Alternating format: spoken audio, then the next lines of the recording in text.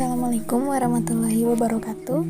Pada kesempatan kali ini kita akan membahas mengenai materi anekdot dan bagaimana sih cara menyampaikan ide melalui anekdot. Maka perhatikan dengan seksama ya. Apa sih anekdot itu? Mungkin kalian pernah mendengar mengenai anekdot ini, bahkan pernah mempelajarinya ya. Pada kesempatan kali ini kita akan membahas kembali mengenai materi anekdot ini. Di sini terdapat sebuah ilustrasi yang berisi gambar 2 ekor kucing dengan tulisan kata move on. Maksudnya apa ya? Nah, di sini terlihat sebagai gambar 2 ekor kucing yang saling berdekatan di depan ruang kelas. Akan tetapi dengan dituliskan kata move on yang merupakan plesetan ya dari kata move on, maka kamu dapat memahami maksud dari foto tersebut. Alih-alih menggunakan model 2 anak muda atau manusia, misalnya fotografer yang membuat foto itu malah mengambil gambar 2 ekor kucing. Nah, cara menyampaikan sebuah makna secara tersirat seperti pada gambar di atas juga berlaku dalam anekdot. Jadi, teks anekdot adalah sebuah cerita singkat dan lucu atau menarik yang mana menggambarkan kejadian atau orang sebenarnya dan menambahkan sedikit unsur rekaan. Dengan demikian, ada juga anekdot yang tidak berasal dari kejadian nyata. Oke. Nah, fungsi anekdot yang pertama yaitu fungsi primer sebagai sarana ekspresi yang berhubungan dengan ketidakpuasan, kejengkelan, kemarahan, atau menyampaikan pendapat pada permasalahan yang tengah terjadi pada kehidupan saat ini. Lalu, yang kedua yaitu fungsi sekunder sebagai bahan hiburan, sebagai analogi atau contoh dalam menjelaskan sesuatu sebagai penarik perhatian dan sebagainya. Selain sarana menyampaikan pendapat juga, fungsi teks anekdot itu yaitu sebagai bahan hiburan atau memperjelas sesuatu permasalahan sebagai penarik perhatian ya, agar tidak terlalu monoton. Oke, selanjutnya yaitu tujuan teks anekdot, yaitu pertama menghibur pembaca, yang kedua membangkitkan tawa para pembaca, yang ketiga sarana mengkritik dan menyindir, yang keempat menggambarkan karakter-karakter dengan singkat dan langsung pada intinya, yang kelima mengandung makna seputar kenang-kenangan. Jadi selain sarana menyampaikan pendapatnya, anekdot juga membangkitkan tawa para pembaca ya sebagai penghibur ya. Oke, selanjutnya ciri-ciri teks anekdot. Yang pertama bersifat jenaka, humor atau lucu. Pasti ya, anekdot itu ciri khasnya adalah jenaka, humor atau lucu, bersifat menyindir. Yang ketiga, menggelitik karena membuat pembaca merasa terhibur. Yang keempat, bisa jadi mengenai orang penting karena sama ya, tujuannya yaitu menyampaikan pendapat mengenai permasalahan yang terjadi saat ini. Lalu yang selanjutnya memiliki tujuan tertentu. Cerita karakter hewan dan manusia sering berhubung secara umum dan nyata. Lalu cerita yang disampaikan hampir mirip dongeng. Dan yang terakhir ada anekdot lisan dan teks. Oke, di sini sudah bisa dipahami ya bahwa teks anekdot itu bersifat jenaka, humor atau lucu. Itu ya. Harap diingat teks anekdot itu jenaka, humor atau lucu. Oke, di sini ada unsur-unsur teks anekdot. Yang pertama yaitu tema cerita adalah gagasan umum yang menjadi dasar dalam pengembangan seluruh cerita. Pasti ya, sebelum kita membuat teks cerita apapun itu, selain anekdot pasti kita harus menentukan temanya dulu. Yang kedua yaitu tokoh atau pelaku yang ada dalam cerita anekdot. Yang ketiga yaitu latar, baik latar waktu, latar tempat, atau latar sosial. Yang keempat yaitu sudut pandang adalah teknik yang dipilih oleh pembuat untuk mengemukakan gagasan dan ceritanya. Sudut pandang juga dalam cerita dibagi menjadi dua macam, yaitu sudut pandang orang pertama dan sudut pandang orang ketiga. Pasti kalian sudah paham ya apa itu sudut pandang. Lalu yang terakhir yaitu gaya bahasa dan nada. Untuk gaya bahasa berfungsi sebagai penyapa gagasan, sedangkan nada merupakan ekspresi yang ditunjukkan pencerita. Jadi dalam membacakan teks juga kita perlu memperhatikan dalam segi nada atau intonasi ya, supaya apa yang kita baca ataupun apa yang kita bahas tersampaikan kepada pendengar. Oke, yang selanjutnya kita akan membahas yaitu struktur teks anekdot. Yang pertama satu, abstraksi. Abstraksi adalah bagian pertama dari teks yang fungsinya memberikan gambaran secara jelas mengenai isi. Biasanya ini bagian unik di dalam teks.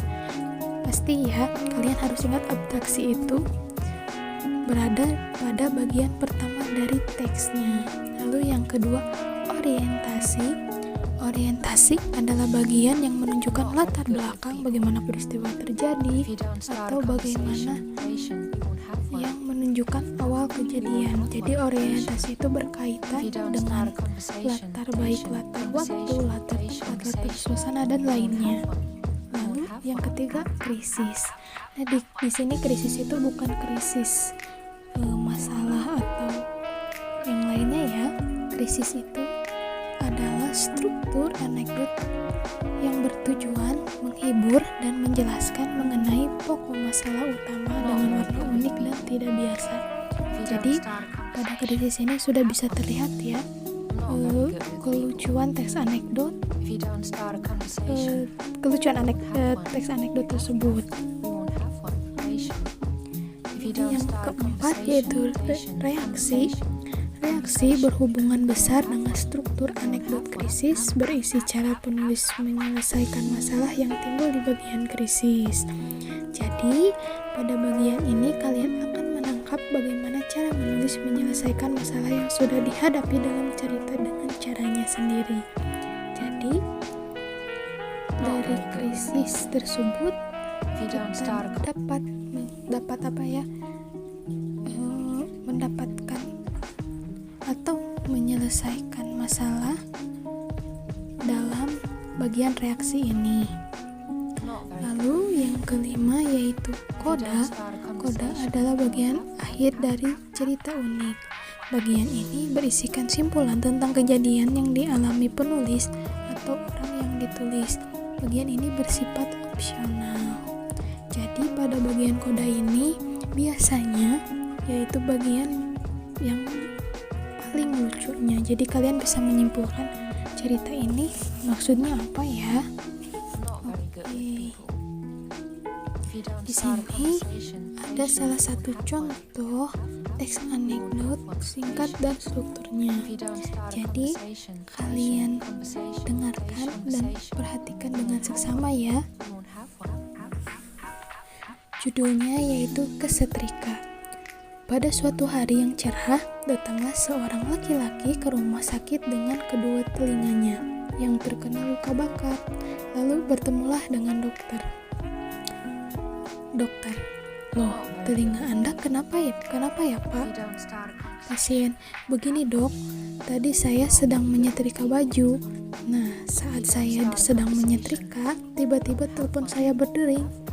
Karena refleks pada saat itu setrika saya yang dipegang saya tempelkan ke telinga kiri saya dok.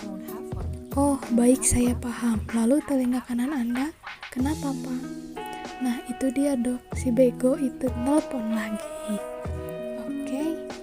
Baik, di sini kita akan coba menganalisis ya struktur teks anekdot yang sudah dibacakan tadi yang berjudul kesetrika. Nah, yang pertama yaitu ada abstraksi. Abstraksi itu pasti ada di awal ya, yang berisi suatu hari yang cerah. Lalu bagian kedua yaitu orientasi, yang berisi datanglah seorang laki-laki ke rumah sakit dengan kedua telinga yang terbakar. Nah, ini tuh seperti materi teks eksposisi ya ada kaitannya dari gagasan pokok dan penambahnya. Lalu yang ketiga yaitu krisis, yang berisi begini dok, tadi saya sedang menyetrika baju. Nah, saat saya sedang menyetrika, tiba-tiba telepon saya berdering karena refleks. Pada saat itu setrika saya pegang dan saya tempelkan ke telinga kiri saya, dok. Nah, di sini sudah terlihat ya permasalahan yang terjadi pada teks anekdot tersebut, pada cerita tersebut ya. Lalu yang keempat yaitu reaksi. Oh, baik, saya paham. Lalu telinga yang kanan kenapa, Pak? Nah, di sini sudah terlihat bagaimana cara penulis menyelesaikan permasalahan yang sudah terjadi sebelumnya. Dan koda bisa disebut juga kesimpulan atau sisi lucunya berisi tentang, nah itu dia dok, si bego itu nelpon lagi.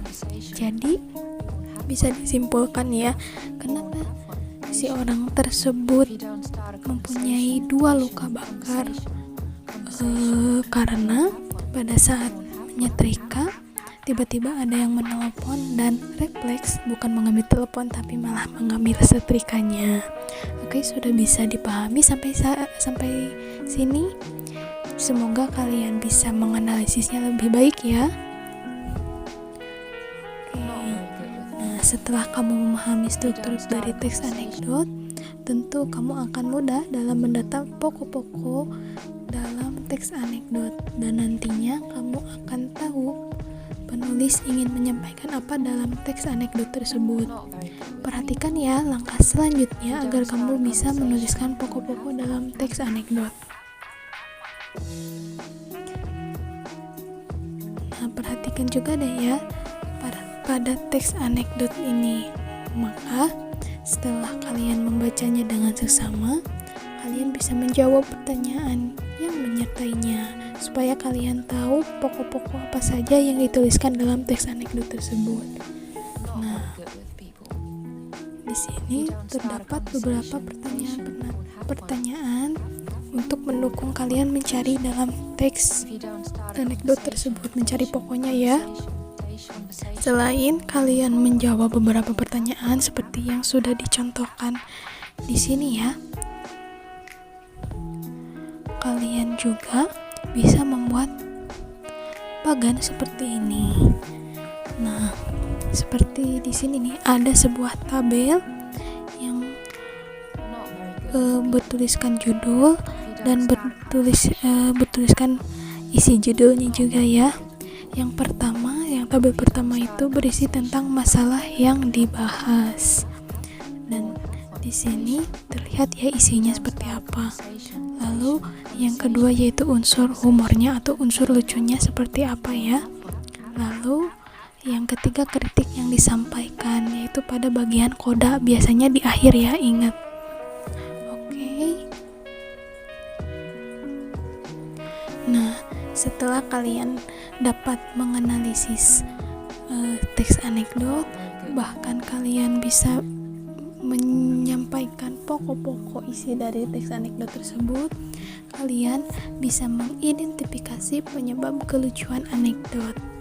Nah, kelucuan dalam anekdot biasanya disampaikan dengan bahasa yang singkat tetapi mengena ya itu tadi, kembali lagi karena teks anekdot itu bisa berisi juga tentang sindiran. Nah, dalam anekdot yang berjudul tadi ya, contohnya dosen yang juga menjadi penjabat, terdapat sindiran atas dosen yang menjadi pejabat. Cerita tersebut menjadi lucu karena alasan dosen tidak mau berdiri, duduk terus selama mengajar karena takut akan kehilangan kursi jabatan apabila ia berdiri. Oke.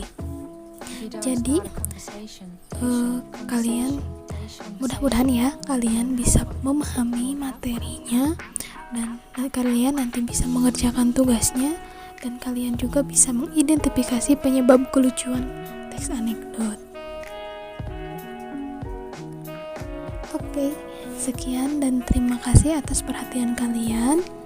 Semoga bisa bermanfaat ilmunya untuk kalian dan tetap semangat. Terima kasih.